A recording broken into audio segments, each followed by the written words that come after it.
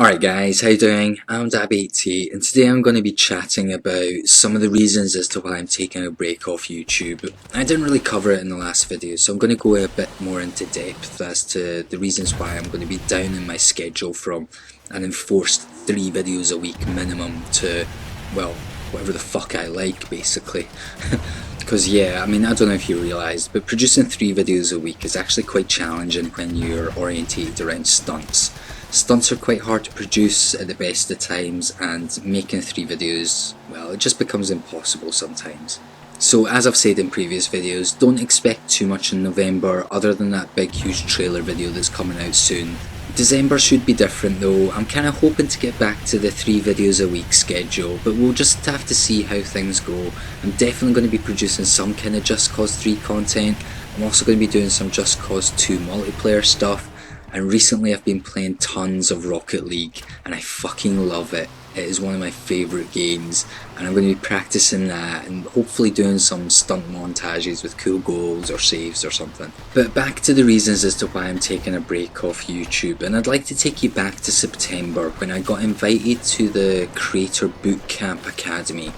Now I took part in this for a couple of weeks. I'd done a whole bunch of tutorials, watched loads of videos, answered a bunch of questions, and you know what? It was super informative. I would suggest if anybody's interested in sort of doing a YouTube channel, go and check that stuff out because there's just valuable information there, which I only learned after a couple of years of sort of trial and error really, and speaking with people in the community. And although that was a really fun process, you could certainly take a lot of shortcuts with the Creator Bootcamp. That being said, there's a huge problem with the bootcamp, and that problem is numbers. It is entirely geared towards getting bigger numbers in every sense. Whether it's more subscribers, more views, more likes, more comments, more interaction. It's all just selling you this fake idea of success. And I really don't subscribe to the idea that success is only one thing and that thing is a higher number. That's something that YouTube and Google wants me to think, because it makes them more fucking money. Well, I don't think like that, and that's not why I got into YouTube. I got into YouTube on the back of Just Cause multiplayer. When I was playing the beta tests, I was so enthralled by the experience I had that I had to share it. I thought everybody should be playing this game, and everybody should be playing it now. And when I actually searched videos on YouTube, I really wasn't excited by what I saw. I thought I could create better content. I mean, it turns out that I was wrong. My content was really shit back in the day, but after a few years, you know, I think I'm producing decent stuff now. So if you were to measure my success as a YouTuber by how much I've improved, you would say I'm massively successful. However, if you were to measure my YouTube success according to the numbers, then you would say I'm pretty much where I was a couple of years ago. Now we'll have to discount the past couple of months where I've actually gained about 60 or 70 subs, which is a massive amount considering I was only sitting at 300 or so around about August. But throughout all of August and September and October, I've been doing lots of promotional work. I've been pushing my channel here, there and everywhere, and I've grown by what, 20%, which is actually pretty good. But oh my god, it's a fucking effort and I don't like doing it. Sort of promoting your channel to people is just shitty as far as I'm concerned. Content should speak for itself. If you have to push your channel, you ain't that good. Or at least that's how I'd like it to be, but it kind of seems in the world we live in, it's the loudest voice that gets heard, not the best.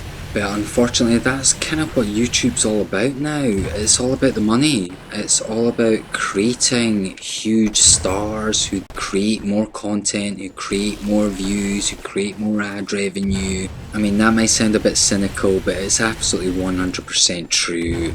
And I just think that entire attitude of success equals higher numbers and you make money to be abhorrently wrong. That's not what life's about, that's not what the world's about. And I know a lot of people seem to follow that route and that path, but I don't see enough a lot of them that are actually genuinely happy. The people who I've met in my life who have been genuinely happy are the ones who have had a particular type of outlook on life. and regardless of their circumstances, they found a way to view it as being good. And this just ties into a whole social media problem that seems to have come to light recently. There's been a couple of people exercise themselves from social media, cancelling all of their accounts and announcing why.